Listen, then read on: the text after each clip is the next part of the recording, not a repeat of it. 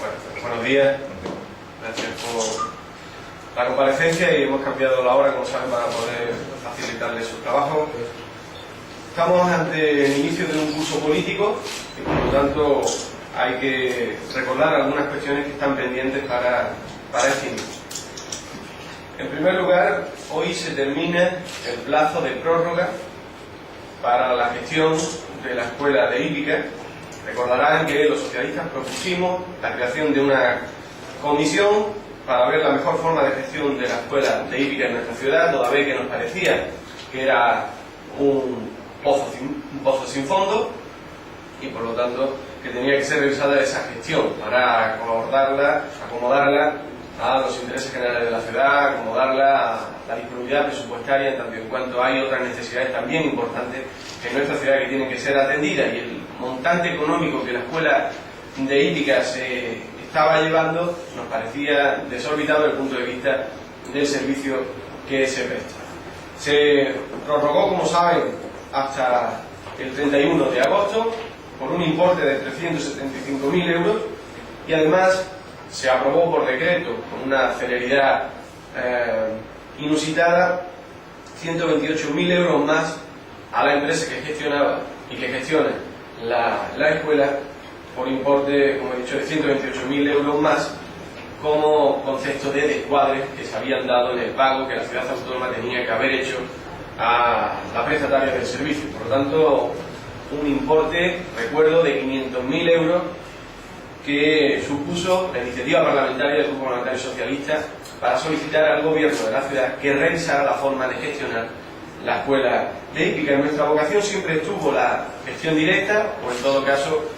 sacar a concurso, que fue lo que finalmente se acordó en el seno de esa comisión, que no volvió a reunirse, la gestión a un coste menor y sacarlo a concurso público, que esto es otra de las demandas de los socialistas y que nunca ocurrió. Esta escuela de hípica fue cedida directamente, pero nunca hubo un concurso público por parte de licitadores, por parte de empresas interesadas en prestar el servicio, y por lo tanto que hubiera podido haber esa pugna a la baja del monte total que le supone a las arcas públicas la prestación indirecta de este servicio. Bien, pues con todo, hoy precisamente, como he dicho, se culmina el plazo de prórroga y queda todavía la interrogante de cómo se va a gestionar de aquí en adelante, qué va a pasar mañana toda vez que la prórroga ha finalizado, cuáles son las condiciones que se pusieron finalmente en un pliego de condiciones que el consejero dijo iba a consensuar con los grupos políticos y del que no hemos tenido ninguna noticia. Por lo tanto, hoy es el momento, como digo, ante las puertas de este nuevo curso político, recordarle al gobierno sus deberes que tiene que hacer, sus asignaturas pendientes para septiembre y que tiene que poner mucha más celeridad en sus actuaciones. Y como inicia el curso político, también inicia paralelamente el curso escolar, y ahí quedan también algunas cuestiones pendientes y algunas interrogantes que yo quisiera plantear. En primer lugar, ¿qué ha pasado con el acuerdo con los libreros? ¿Qué solución se le ha dado a esta situación? Saben que propusimos desde el PSOE de Ceuta una solución equitativa para que todos los libreros, todas las librerías de nuestra ciudad se vieran beneficiadas del montante que se va a poner a disposición de ese fondo para la reposición de libros gratuitos, y el gobierno no ha dado ninguna respuesta. La consejera, después de nuestra intervención, lo único que dijo es que se iba a buscar la forma más equitativa posible, pero no ha concretado esa forma. No sabemos cómo se va a poner en marcha y no sabemos cómo se va a desarrollar este programa de gratuidad del libro en los centros escolares. Ya dije que es una cuestión que nos ocupa y nos preocupa mucho, porque fue una iniciativa que propusimos los socialistas, que planteamos como enmienda a los presupuestos generales de la ciudad autónoma, que fue aprobada y por lo tanto que, como he dicho, nos ocupa y nos preocupa mucho su puesta en marcha. Propusimos dos alternativas: una, que se hiciera un reparto equitativo, centro por librerías, y que además se pusiera en marcha el desarrollo de este programa a través de los maestros de librería, de biblioteca, porque también es una forma de mantener puestos de trabajo que dependen del convenio Ciudad-Ministerio y que finaliza el 31 de diciembre. Por eso, el solicitarle al gobierno de la ciudad autónoma que negociara con el gobierno de la nación, del Partido Popular, la continuidad de este programa para conseguir ese doble beneficio. la continuidad de los puestos de trabajo para quienes los mantienen en la actualidad y el desarrollo de este programa sin cargo a los equipos directivos de los centros. Y un acuerdo plenario por el que el Gobierno se comprometió a instancia del Grupo Parlamentario Socialista a retirar los contenedores de residuos sólidos urbanos de las puertas de los centros escolares. Bien, hoy precisamente, esta misma mañana, los contenedores siguen estando ubicados en las proximidades de los accesos a los centros escolares de nuestra ciudad, y esto fue una denuncia que hicimos, fue una iniciativa parlamentaria que consiguió un acuerdo plenario por unanimidad. Por lo tanto, no entendemos cómo a una semana escasa del inicio del curso escolar la consejería pertinente no ha puesto solución a este problema acordado, como digo, en el seno del Pleno de la Asamblea. Bien, estas son las cuestiones que quería plantearles, sobre todo el hecho de que hoy finaliza la prórroga y que no sabemos cómo va a continuarse con el servicio de la Escuela de Hípica, pero quisiera hacer alguna referencia a dos cuestiones de actualidad, sobre las que ya nos hemos pronunciado también, pero que quisiera añadir alguna cosa. Respecto a la pecera, el Gobierno ha querido hacer esa huida hacia adelante como respuesta a una denuncia reiterada desde hace mucho tiempo por parte de todos los grupos políticos y también por parte de algún partido con no representación. Y nosotros lo que recordamos es que ya denunciamos, no solo en el periodo de licitación, que la oferta que hacía Arasti Barca era una oferta que nos parecía que iban a incumplir, y nos parecía a priori. Finalmente el tiempo nos ha puesto a cada uno en nuestro lugar y nos ha dado en este caso la razón a quienes denunciábamos estas dudas, pero nosotros señalamos, pusimos sobre la mesa un informe de intervención que acreditaba que al menos desde enero hasta mayo se había incumplido el número de contratos que la empresa se había comprometido a mantener, y como consecuencia de ese compromiso ganó el concurso. Por lo tanto, denunciamos también que la consejera había mentido cuando afirmaba que no había ningún incumplimiento en materia de contrato por parte de la empresa Arasti. Hoy,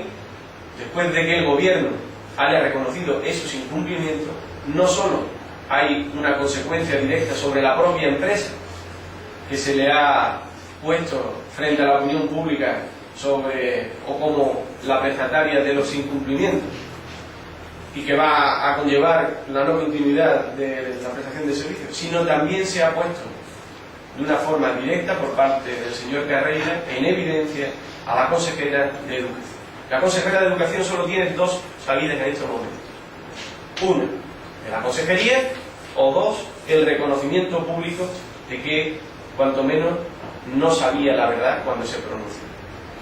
Y eso es lo que nosotros le instamos a la consejera, a que reconozca o que no sabía la verdad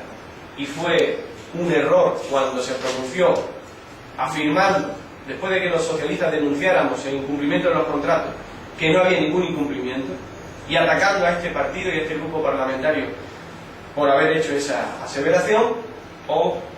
la renuncia de su responsabilidad de la consejería por mentir a todos los ciudadanos. Y luego una referencia sobre una noticia que hemos conocido hoy respecto también a la denuncia, al montante que se iba a destinar o que se debía destinar a vivienda por parte del área pertinente, cuando han señalado que lo van a dedicar para la rehabilitación del Distrito 11. Nosotros hemos estado pendientes y hablando con los presidentes y presidentas vecinales de las barriadas afectadas del propio distrito de este plan de rehabilitación, y lo que sabemos desde hace mucho tiempo es que el Gobierno ya se había comprometido. Que esto no es una noticia que surge ahora, esto es un compromiso del Gobierno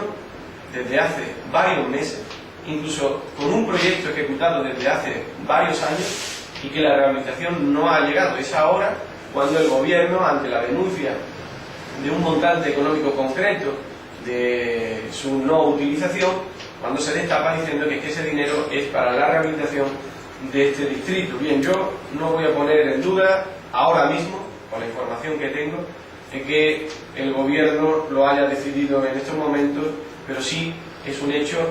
el que ya era un proyecto antiguo y ya era un compromiso conocido por parte de los presidentes y presidentas vecinales desde hace meses. Pero lo que sí voy a preguntar al gobierno, ya que han manifestado de forma pública la voluntad de la rehabilitación del distrito con cargo a ese montante económico, es si se mantienen las últimas conversaciones que se mantuvo con los presidentes y presidentas vecinales de que a los vecinos y vecinas de esta barriada no le iba a costar ningún céntimo la rehabilitación de sus viviendas, porque el gobierno anunció que el reparto en porcentaje del coste de esta rehabilitación lo iba a asumir el gobierno de la nación con un 49% y el gobierno de la ciudad autónoma con un 51%. Por lo tanto, liberando, mejor dicho, a los ciudadanos, a los vecinos de estas barriadas, de tener que poner ninguna cantidad de su bolsillo para la rehabilitación de estas viviendas. Quiero preguntarle al gobierno si las condiciones de la rehabilitación en cuanto al coste de esta obra sigue manteniéndose en esos porcentajes. Bien, esas son las cuestiones que quería plantearles. Si tienen alguna pregunta sobre lo que he comentado o cualquier otro tema de actualidad. Sí, me gustaría saber su opinión acerca de lo que ayer manifestaba el director de Avanti Barca, diciendo que la ciudad le debe algo más de 1,4 millones de euros. Bien, la primera reflexión que me suscitó cuando conocí la noticia fue que efectivamente este gobierno mantiene un descontrol en la gestión económica sin precedentes en nuestra época democrática en la ciudad. Este gobierno mantiene deuda con todo el mundo. Este gobierno tiene una gestión descuadrada en todos los contratos en los que tiene participación con cualquier empresa y lo vamos conociendo poco a poco. Por eso yo dije en su momento, cuando se destapó el caso Urbaser, que no era la única situación que se vivía, y ya puse como ejemplo el caso de la pecera, el caso de la prestación de servicio por parte de Avanti Barca. Por lo tanto, no me sorprende, y lo que estamos pendientes es cómo se va a resolver esta cuestión. El señor Carreira, el portavoz del gobierno, ha anunciado que a la empresa se le pagará todo lo que haya que pagarle, y nosotros tenemos la intención en el próximo pleno de preguntar, interpelar por el montante total de la deuda que el gobierno mantiene con esta empresa. Respecto a esta cuestión, ya que me pregunta, me ha dado la oportunidad de recordar en un programa de la cadena SER, cuando se me preguntó por las declaraciones por la situación del ministro, el señor Arias Cañete, respecto al servicio de bunkering. Se afirmó en el programa por parte del medio que la empresa prestaba servicios de bunkering. Nosotros dijimos en su momento que no había ese servicio y por lo tanto la empresa no se veía perjudicada por la decisión, y eso fue lo que nos hacía pensar que la decisión tenía un interés también de salvaguardar los intereses particulares del señor Arias Cañete. Y esa fue una denuncia que hicimos contundente. El señor Arias Cañete, en declaración a instancia del Grupo Parlamentario Socialista, ha reconocido que no hace bunkering, por lo tanto de forma indirecta reconoce que no se ve afectada por la medida, y lo que está también de alguna manera es poniendo el parche sobre el grano que pudiera haber salido, cuando reconoce que se inhibió en el Consejo de Ministros porque podía entender alguien que hubiera conflictos de intereses. Él mismo se ha destapado, él mismo ha reconocido que alguien puede entender que hay conflictos de intereses entre su responsabilidad gubernamental con sus responsabilidades empresariales, su participación directa en las acciones de la empresa Duca. Por lo tanto, lo que nosotros denunciamos es un hecho corroborado por parte del propio ministro. Y lo que es un hecho también, y con esto culmino, es que el gobierno de la nación necesitaba este verano un conflicto. El gobierno de la nación necesitaba un conflicto para intentar desviar la atención de sus problemas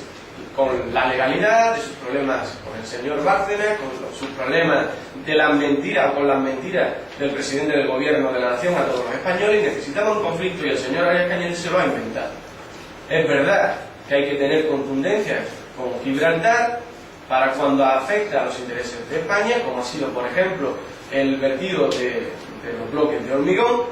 pero desde luego que esto es todo un hecho inventado o magnificado por parte del gobierno de la nación y, en nuestra opinión, por el interés de desviar la atención mediática hacia otra cuestión que no sea Bárcenas, las mentiras del señor Rajoy y los problemas con la ley que está manteniendo el gobierno y muchos de sus dirigentes.